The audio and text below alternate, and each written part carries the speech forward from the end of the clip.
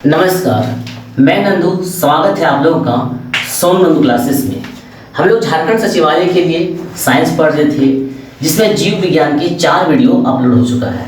तो डिस्क्रिप्शन में लिंक दिया हुआ है, जो उस वीडियो को नहीं देखे हैं सबसे पहले उस वीडियो को जाके देखें।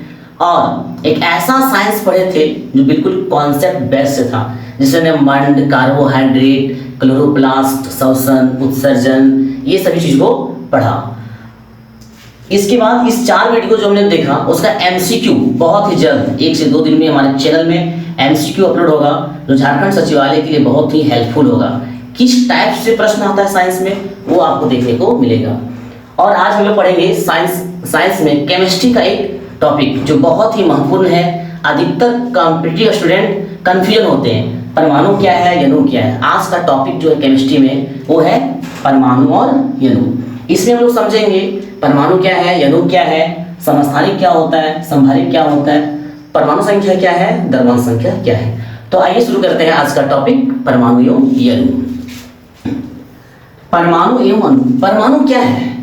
किसी भी पदार्थ जो है, मान लीजिए कि यह एक मार्कर है, इस मार्कर को जितना छोटा हो सके उतना छोटा करेंगे, एक अत्यंत छोटा जिससे और छोटा नहीं हो सकता है, जो कि स्वतंत्र अवस्था में नहीं पाया जाता है लेकिन रासायनिक अभिक्रिया में भाग लेता है। समझिएगा, किसी भी पदार्थ का वह सूक्ष्मतम कण, वह छोटा कण जो स्वतंत्र अवस्था में नहीं पाया जाता है लेकिन रासायनिक अभिक्रिया में भाग लेता है, उसे हम लोग क्या कहते हैं? परमाणु।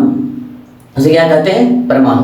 जैसे ये मार्कर है, इसका सबसे छोटा कण मान लीजिए ये हो गया। इसे माइक्रोस्कोप से जब देखेंगे तो ये इतना बड़ा दिखेगा। इसमें से आपको इलेक्ट्रॉन, इस तरह से केंद्र में आपको प्रोटॉन और न्यूट्रॉन दिखेगा। तो इसको जब हम लोग माइक्रोस्कोप से देखेंगे तब ये बड़ा दिखेगा, नहीं तो ये बहुत छोटा होता है जो स्वतंत्र अवस्था में नहीं पाया जाता है, उसे हम लोग परमाणु कहते हैं। तो अभी हमने समझा कि परमाणु क्या होता है। आगे समझते हैं अणु क्या होता है। बहुत सारे परमाणु के मिलने से अणु का निर्माण होता है। बहुत सारे परमाणु के मिलने से अणु बनता है। तो अभी हमने समझा परमाणु और अणु। एग्जाम में यही सवाल आता है कि इनमें से कौन सा बड़ा है, परमाणु, अणु। तो यहाँ भी कंफ्यूजन होता है विद्यार्थियों की, अणु बड़ा है कि परमाणु बड़ा है। तो आपने देखा परमाणु छोटा है और अणु बड़ा है। बहुत सारा परमाणु मिलेगा तो क्या बनेगा? अणु मिलेगा, अणु बनेगा। ना कह सकते हैं कि परमाणु का समूह अणु कहलाता है। चलिए आगे हम लोग समझते हैं परमाणु संख्या क्या है। परमाणु संख्या, जैसे कि हम लोग जानते हैं हाइड्रोजन का परमाणु संख्या 1 है, हीलियम का 2 है, लिथियम का 3 है, इस तरह से कार्बन का 6 है, नाइट्रोजन का 7 है, ऑक्सीजन का 8 है। तो ये परमाणु संख्या क्या होता है? सोडियम का 11 है, या मैग्नीशियम का 12 है, कैल्शियम का 20 है। तो समझिए परमाणु संख्या होता क्या है। देखिए, एक हम परमाणु का फिगर बनाते हैं।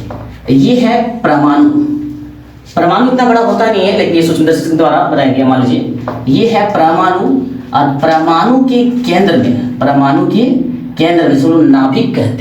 जिसे लोग नाभिक कहते हैं, वहां पे होता है प्रोटॉन, जिसको P से इंडिकेट किया जाता है। वहां पे क्या होता है? प्रोटॉन। किसी भी परमाणु के केंद्र में प्रोटॉन होता है, और इस प्रोटॉन को ही हम लोग कहते हैं परमाणु संख्या। क्या कहते हैं? परमाणु संख्या। परमाणु के केंद्र में जितना प्रोटॉन होता है उसी को हम लोग क्या कहते हैं? परमाणु संख्या कहते हैं। चलिए, आपने देखा कि परमाणु किसे कहते हैं? परमाणु संख्या किसे कहते हैं? तो परमाणु के केंद्र में जितना प्रोटॉन होता है उसी को परमाणु संख्या कहते हैं। आगे समझते हैं द्रव्यमान संख्या क्या है। द्रव्यमान संख्या है क्या? इससे पहले हमको समझना पड़ेगा परमाणु। अभी हमने क्या सीखा कि परमाणु सबसे छोटा कण है, जिसका और छोटा किया जाना संभव नहीं है। लेकिन ये परमाणु जो है 3 अपरमाणु कण से बना होता है। परमाणु से भी छोटा है, लेकिन उसको छोटा कहना उचित नहीं होगा। वह उसका एक अपरमाणु है, उसका कण है। परमाणु को और ध्यान से जब देखिएगा तो ये साइड में इस तरह से होता है, इसे हम लोग कहते हैं इलेक्ट्रॉन। देखिए, परमाणु को जब देखा जाए तो परमाणु का 3 अपरमाणु होता है। एक होता है इलेक्ट्रॉन, एक होता है प्रोटॉन और एक होता है न्यूट्रॉन। एक होता है इलेक्ट्रॉन, एक होता है प्रोटॉन और एक होता है न्यूट्रॉन। तो ये क्वेश्चन है परमाणु के अपरमाणु कण। इलेक्ट्रॉन क्या होता है? इलेक्ट्रॉन बाह्य में इस तरह से घूमता है, बाह्य में होता है। बाह्य कक्ष में कौन होता है? इलेक्ट्रॉन होता है। बाह्य कक्ष में इलेक्ट्रॉन होता है और केंद्र में जो होता है, जो नाभिक में होता है, वो होता है प्रोटॉन और न्यूट्रॉन। तो आपने देखा इलेक्ट्रॉन बाह्य कक्ष में होता है और केंद्र में क्या होता है? प्रोटॉन और न्यूट्रॉन। आपने समझा कि इलेक्ट्रॉन क्या होता है, प्रोटॉन क्या होता है और न्यूट्रॉन क्या होता है। ये तीनों परमाणु के अपरमाणुक कण हैं। कभी कभी एग्जाम में ये भी सवाल आता है कि इनमें से कौन सा कण परमाणु के अपरमाणुक नहीं है। तो एक इलेक्ट्रॉन देगा ऑप्शन, प्रोटॉन देगा और न्यूट्रॉन देगा, एक कुछ और भी देगा। तो ये तीनों जो आपने देखा ये परमाणु के अपरमाणु कण है। आइए देखते हैं आगे। इलेक्ट्रॉन, प्रोटॉन और न्यूट्रॉन, इसका खोज किसने किया? तो इसका एक बहुत अच्छा शानदार ट्रिक है, समझिए। जैसे कि हम लोग ईंट जानते हैं, ईंट जैसे घर बनता है, तो एक ट्रिक है, देखिए इसका, ईंट पर नाच, ईंट पर नाच।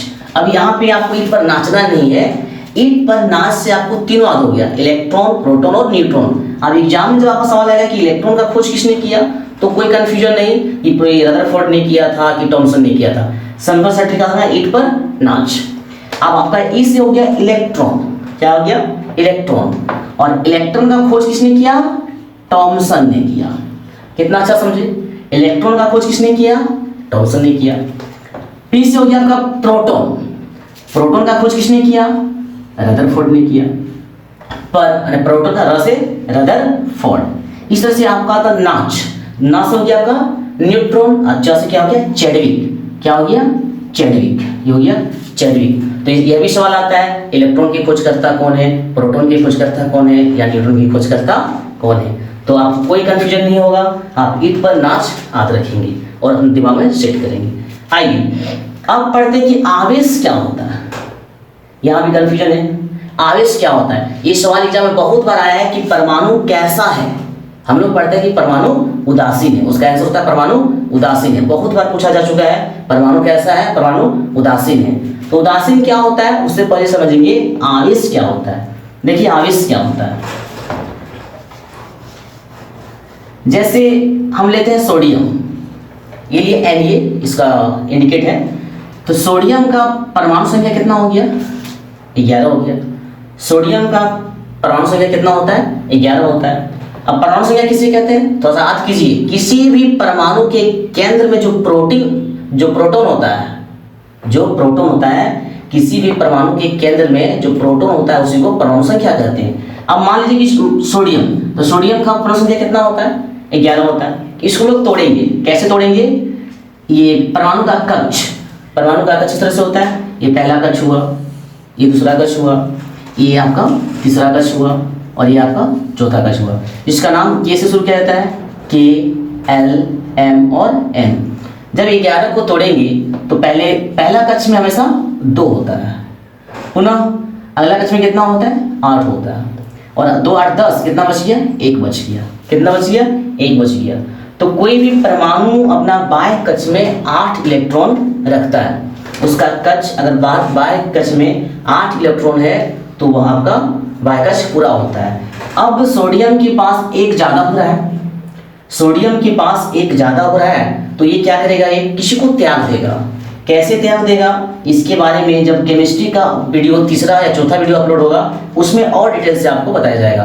फिलहाल हमारे चैनल में आप बने रहिए और आज हम लोग समझेंगे बढ़िया से परमाणु और अणु के बारे में। देखिए तो लास्ट में कितना बचा? 1 बचा।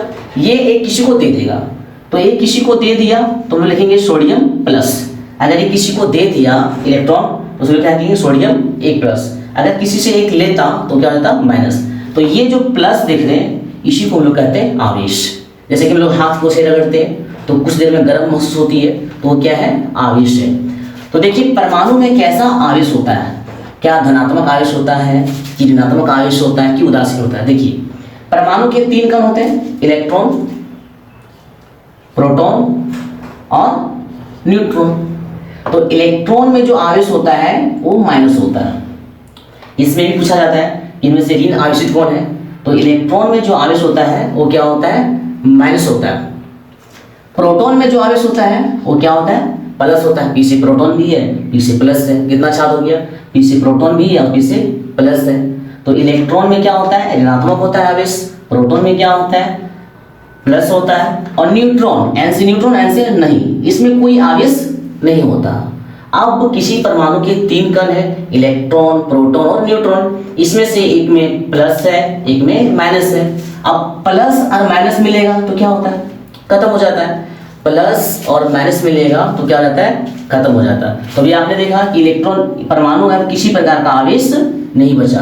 तो अगर आपका एग्जाम में ऐसा सवाल आता है कि परमाणु क्या है, तो आंसर क्या होगा, परमाणु उदासीन है। परमाणु उदासीन है। इसी तरह का क्वेश्चन पूछता है जो बहुत ही सिंपल होता है, लेकिन हम लोग जो कंपटीशन के स्टूडेंट होते हैं वो क्या करते हैं, सेट बनाते हैं। आप कितनों ही सेट बना लीजिए, आप सीजीएल में जो आप ये अधिकारी बनने का सपना देखते हैं, सेट बना के आप अपना लाइफ को सेट नहीं कर सकते हैं। आपको साइंस बारीकी से समझना पड़ेगा और इसके लिए आप हमारे चैनल पर बने रहिए। हम समय समय पर वीडियो लाते रहेंगे साइंस का और विभिन्न सब्जेक्ट का। तो आपने क्या देखा, परमाणु क्या है, उदासीन है।